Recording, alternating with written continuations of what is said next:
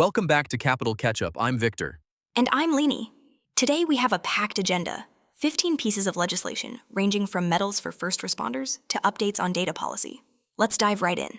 First up, Senate Bill 142.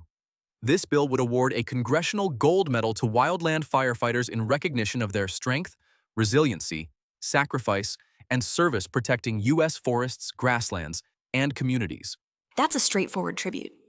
If enacted, it would join other recent Congressional Gold Medals honoring first responders, signaling national appreciation for the increasing intensity and length of wildfire seasons driven by climate trends. Next, Senate Bill 327 seeks to amend the Internal Revenue Code to deny any foreign tax credit or deduction for taxes paid or accrued to the Russian Federation. In other words, it would prevent taxpayers from offsetting U.S. tax liability with money they've paid to Russia. That's a direct response to geopolitical tensions. By removing that tax benefit, the bill aims to increase the financial cost of economic ties with Russia, though the actual revenue impact would depend on how much tax is currently being credited. Senate Bill 437 would amend the Family and Medical Leave Act and Title V of the U.S. Code to allow leave for caring for a domestic partner, parent-in-law, adult child, or another related individual with a serious health condition. It would also create additional leave for parental involvement and family wellness activities, such as attending children's school events. This expands the pool of family members eligible for protected leave and adds a new category of leave focused on family engagement. For workers juggling elder care, parenting, and job responsibilities, it could reduce the need to choose between work and family obligations. Senate Bill 525 proposes transferring all functions of the United States Agency for International Development that relate to administering the Food for Peace Act over to the Department of Agriculture.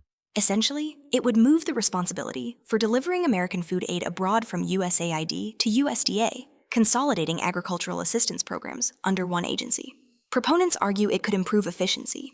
Critics might worry about the diplomatic and development expertise resident at USAID being diluted. Senate Bill 567 would award a Congressional Gold Medal collectively to the First Rhode Island Regiment for its service during the Revolutionary War.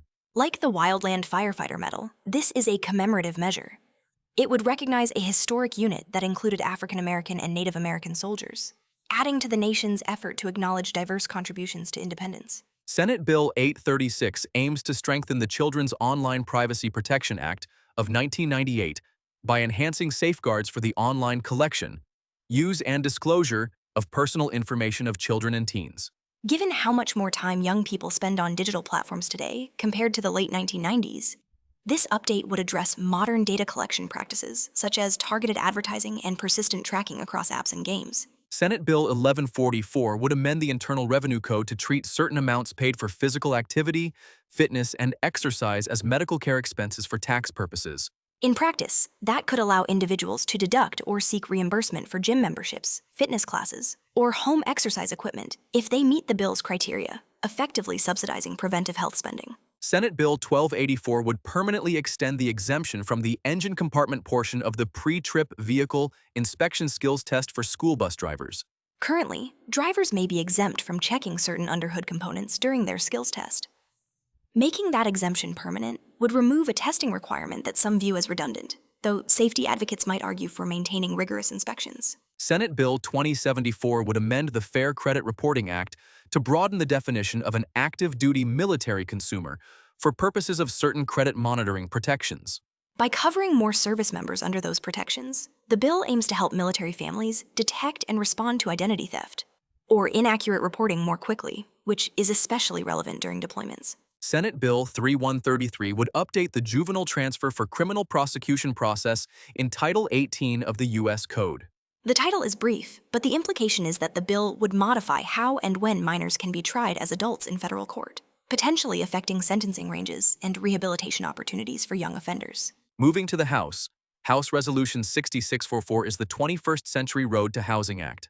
The title suggests a focus on expanding access to affordable housing through measures related to rehabilitation, opportunity, affordability, and down payment assistance, though we'll need to consult the full text for specifics. Senate Bill 3597 seeks to reauthorize the National Quantum Initiative Act. That would extend federal support for quantum information science research, workforce development, and public-private partnerships, keeping the U.S. competitive in a technology that promises breakthroughs in cryptography, materials science, and complex modeling. Senate Bill 3965 would require the establishment and use of short-form applications for rural communities applying for economic development grant programs.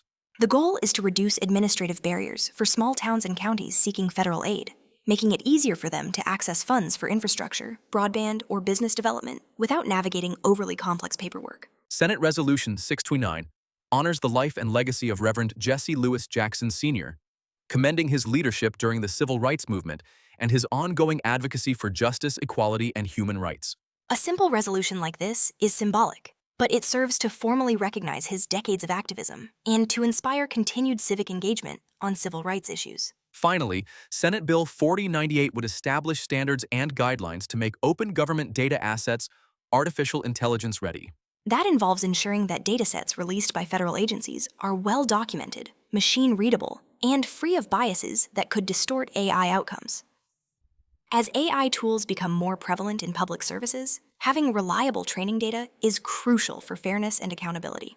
To recap, we've covered medals for wildland firefighters and a Revolutionary War regiment, tax provisions related to Russia and fitness expenses, expansions of family leave and military consumer protections, changes to school bus driver testing and juvenile justice, housing, quantum computing, rural grant access, a civil rights tribute, and AI-ready government data.